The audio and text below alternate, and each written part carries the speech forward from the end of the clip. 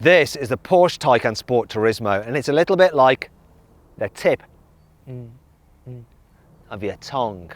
It's not because it's red, it's because the tip of your tongue has all the taste buds on it. So it's a sweet spot, and this is the sweet spot in the Taycan range because you've got the estate body style from the Cross Turismo, but the sportier look of the normal Taycan. Also, this is the GTS version, which is probably the sweet spot in the actual model lineup itself as well, because you've got a bit more power than the 4S, but it's not as expensive as the Turbo or the Turbo S. Anyway, in this video, I'm going to review the car. I'm going to talk you around the exterior, the interior. I'm going to take it for a drive. I'm going to launch it to see how quick it is from 0 to 60 miles an hour, because I'm Matt Watson and you're watching CarWow.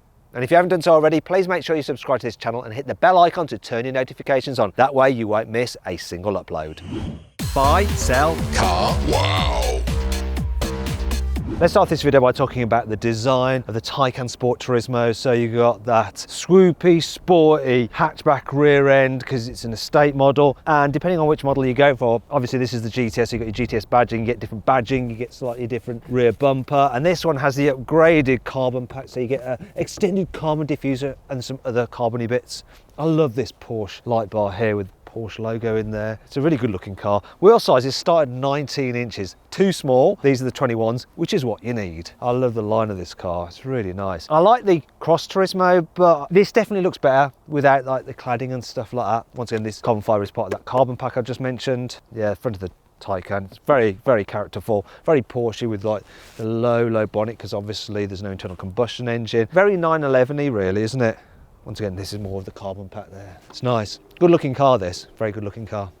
Here on the inside, the Taycan Sport Turismo is like the normal Taycan, so great design. I love the curved digital driver's display, all the dials you get on there. The infotainment screen is nice and crisp. And now you have Android Auto, look, as well as Apple CarPlay. Finally, Porsche did it. Now this particular car actually has the display for the passenger as well, with lots of other information and dials that they can look at, so they can see how quick you're going and tell you off for breaking the law and pulling too many G's and all that kind of stuff. Then there's another screen down here for your climate control and stuff like that, which has haptic feedback, so it vibrates when you press it.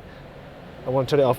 Still not quite as easy to use as dials. Yeah, and this whole central column here, it actually makes you feel real sporty because you're separated out from your passenger. And oh, I'm loving the quality, and the Alcantara on this GTS model just makes it feel so sporty. It is so well built, this car. It feels very expensive, but then it is expensive, isn't it? The Taycan Sport Turismo starts from £74,000. So if you're thinking about buying one, you're probably going to have to sell your current car, aren't you? And you can do that through CarWow. All you have to do is upload some photos of it, give some brief details, and our dealers will bid on your car to make sure you get a great price for it. And then they'll come and take your car away at your convenience and put them in your account. Now, if you want to find out more about that now, just click on the pop-out banner in the top right-hand corner of the screen and follow the link in the description below. Alternatively, after this video, you can just Google "Wow Me CarWow" and we will wow you.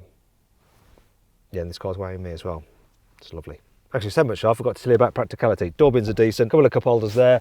You got a glove box, which is tiny. Didn't shut properly. And the seating position is lovely, low slung and sporty, as it should be in a Porsche.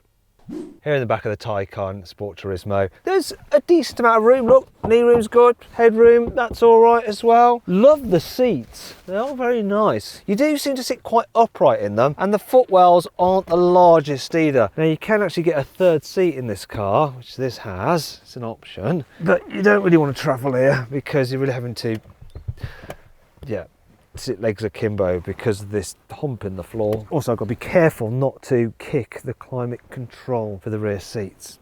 It's all right, you've got some Isofix anchor points there, so you can fit a baby seat, and there's some door bins, and look, you have an armrest, oh, some cup holders which you end up putting your arm in, and through loading there. It does feel a bit more spacious than the standard Taycan. However, I do think that a Tesla Model S Plaid feels a bit more room in the back. And if you want to see my full in-depth video review of that car, click on the pop-out banner up there or follow the link in the description below. Now let's check out the practicality, starting with the front boot, which I call the fruit. 85 litres of space, which is more than enough room for your big, hefty charging cable. Bloody hell, this is heavy. Listen to this. Then there's the rear boot, which I like to call the root, and I'll continue calling it that until it catches on. So we have 446 litres, which is 40 more than the standard saloon version Taycan, and it's therefore more practical. Look, especially as you've got that hatchback tailgate. There's a little bit of extra storage under here for another cable if you need it. You've got your 12-volt sockets, you've got your strappages, you've got your hookses. Now, if you want to, you can fold down the rear seats, but you really have to lean in. Oh, God. In fact, I'm going to have to get in. Oh, yeah. Oh, look. Then you've got a big flat load area there, which is good, but why don't they just have some release handles here? Come on, Porsche, it's an expensive car. And that brings on to 5 annoying things about the Porsche Taycan Sport Turismo. This car can make your eyes water, not just talking about the acceleration, nor the price, but bits of it can hurt you. For instance, this area here protrudes, so if you're not careful when you're getting in, you can just bang your leg like that and then you get a dead leg. Then there's the handle here. It's on quite a strong spring, and you can get your fingers caught just there, just a bit of your skin down the edge of your finger, and it can pinch it, and that hurts as well. I'm not being a wuss, not at all. Look how small the rear wiper blade is. Look at that. It's not really going to clean much of that back window, is it? It's going to be like looking through a little porthole. The design of this centre console cubby means that it's very awkward to operate one-handed and get something out of it. Look at this. So I want to get something out of it. No, can't quite. So you sort of like having to go like that. The outermost dials are blocked ever so slightly by the steering wheel rim. The load cover is a little bit of a puzzle. Yeah, that's that. And then there's, I think, this bit here. Come on. Tell you what, putting it back together is even harder. And there's nowhere really to store it in the car where it's out of harm's way, because if you load this boot up, that is going to get crushed and you're going to scuff your lovely Alcantara. Anyway, it's not all bad. Here's 5 cool things about the Porsche Taycan Sport Turismo. The optional panoramic glass roof gives you the ability to shade out certain sections or all of it. Look, I've got a pattern going on here, but I can change it ever so slightly, look. There we go. Look at that, yeah. Or I can go fully blanked out, or clear. Right, it's freaking me out. I love the way you open the charge port on this car. Look, oh, so satisfying. Now look, we've got AC charging there, DC charging. There's actually another charge port on the other side which does AC only. Wonderful. The optional surround view cameras you get with this car are blooming lovely. Look, high definition, and you can look all the way around the car and it's all very video gamey. Oh, wait, actually, let me control it myself. Come on. There we go. Yes. I can look all around it. Brilliant. It's like a computer game. Bit annoying that it's not the same colour as the car I've got, and it hasn't got the right wheels on either, but let's just overlook that. Oh look, you get special insulated glass as standard.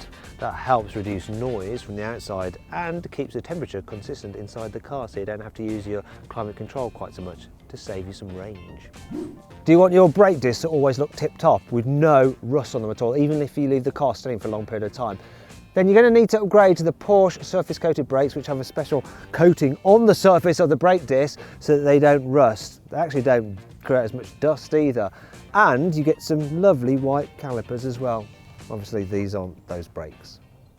Now let's talk about charging and battery packs and all that kind of stuff. So the entry level car has a 71 kilowatt hour battery, but you can upgrade to an 84 kilowatt hour battery, which the more expensive cars have. Now the most range that you're going to get out of a Taycan is around 300 miles on a single charge, but the car can charge at a rate of 270 kilowatts, and if you can find a fast enough charger, you can charge one of these things from pretty much empty to 80% full in just 19 minutes. As for the performance, well, the entry level Taycan, which is rear wheel drive only, has 408 horsepower. At the top of the range is the Turbo S with 761 horsepower, and in the middle is this Taycan GTS, which has all-wheel drive, so 2 electric motors and a combined 598 horsepower. I'd say it's probably the sweet spot in the range. Wait a minute, have I said that already? Oh yes, I did. Right, let's drive this Porsche Taycan Sport Turismo, and surprise, surprise, it drives exactly the same as a normal Porsche Taycan, so it's very good. Even when you're driving over real extreme bumps like that. You've got it in normal mode, the air suspension with adaptive dampers on the GTS, which you get as standard, does deal with bumps pretty well. I mean, it always does have a firm, sporty Porsche-like edge to it, but it's not uncomfortable. And when you put your foot down, it picks up nicely. It's not too brutal, and the power builds. However, if I turn to put it in sport, everything just gets a little bit more focused. There's more weight to the steering then. The suspension lowers slightly, becomes stiffer, the damping does as well. The throttle response is now a little bit more extreme, a bit more brutal when you put your foot down. You still get the same acceleration once you're going, but that initial pickup is sharper. Then, you turn it one more to go to the full-on Sport Plus. Car lows again, dampers get firmer, yet again the steering heavier, and then the response from the accelerator is almost too brutal. It actually hurts you, like honestly, it whacks your head right against the headrest. Look at, honestly, that's like makes you feel like a bit sick. You also get that noise piped in, which you can actually turn off through the infotainment system if you want to, but in Sport Plus mode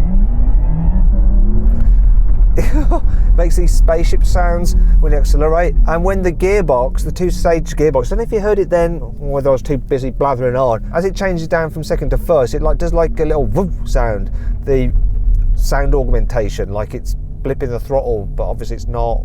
Need to, it's electric motor. But the rest of the driving experience, I've said it before about Porsche Taycan, it is the most fun electric car, but it is not one of the most fun Porsches, because ultimately it's still quite a heavy car. So a 911 is more fun, a Cayman's more fun, a Boxer's more fun, obviously, but you've got to admire its ability to just put its power down through its four-wheel drive system. And the fact that, you know, when you're just cruising around and you have it into sport mode or normal mode with that noise turned off, it's really quiet. In fact, the handling really is impressive for an electric car. Obviously, you got the batteries as low down as possible in the bodywork, so that keeps the centre of gravity low. So the car doesn't really lean much in the bends at all, it just stays nice and flat. The steering is responsive and quick, and it does just grip and go around corners extremely well. The brakes as well, Porsche brakes, they do such good brakes. Obviously there's a regen effect when you first press them, and then the friction braking takes over, and you don't notice that transition. It's just so smooth, so well done. It is good fun. A lot of people who have Taycans are mainly just pootling around town, and for pootling around town it's better than you think. Now this GTS is definitely helped out with the fact that it does get that rear wheel steering as standard, so it does just make it a little bit more manoeuvrable. It reduces the turning circle from 11.7 metres to 11.2, which is quite useful. They don't build a bad car, do they?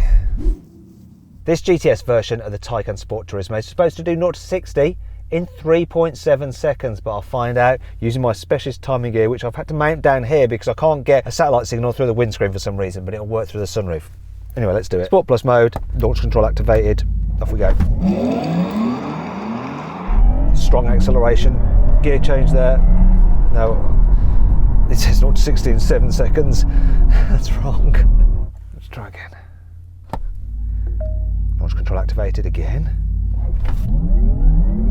I think that's wrong again. I'm definitely going quicker than that. I like doing like 100 here and it's like lagging behind. No, my specialist timing gear has a problem. Launch control again. No, it's lagging behind again. No, it's way off. It's not 5.62 seconds. What is the matter with you? Oh no. I've lost the little screw down here now. Well, this is an absolute show, isn't it? Oh, I don't know how this is even going to work now. Let's just try it anyway. No fix. No satellite fix. Where's that? Right, I'm going to try something else. I'm going to hold out the bloody window. Come on. Yeah, we've got a fix now. Look. Fix. One-handed.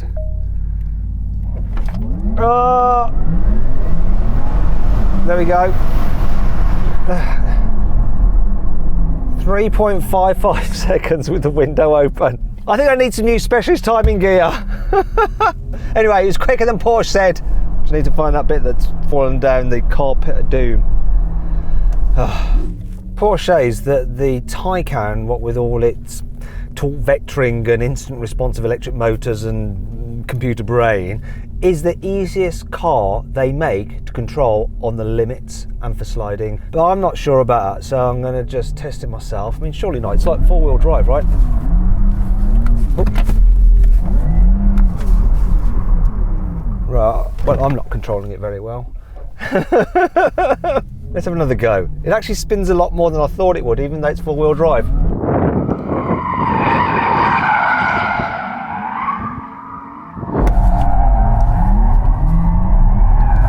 It sort of knows what you want to do and just lets you.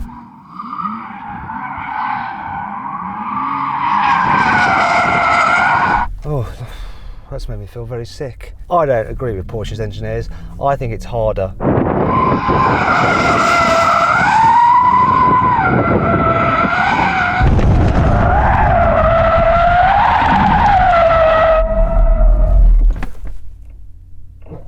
I've got a bad feeling.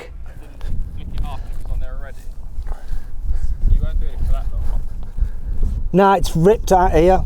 Oh dear, it looks like I've delaminated the tyre. Look, these strips have come off it. I think we better go to the verdict.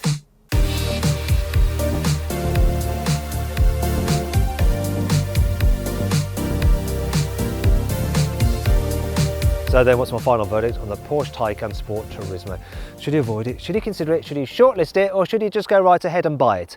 Well, if you've got the money, you should go right ahead and buy this Sport Turismo. It really is a great electric car and the pick of the Taycan range.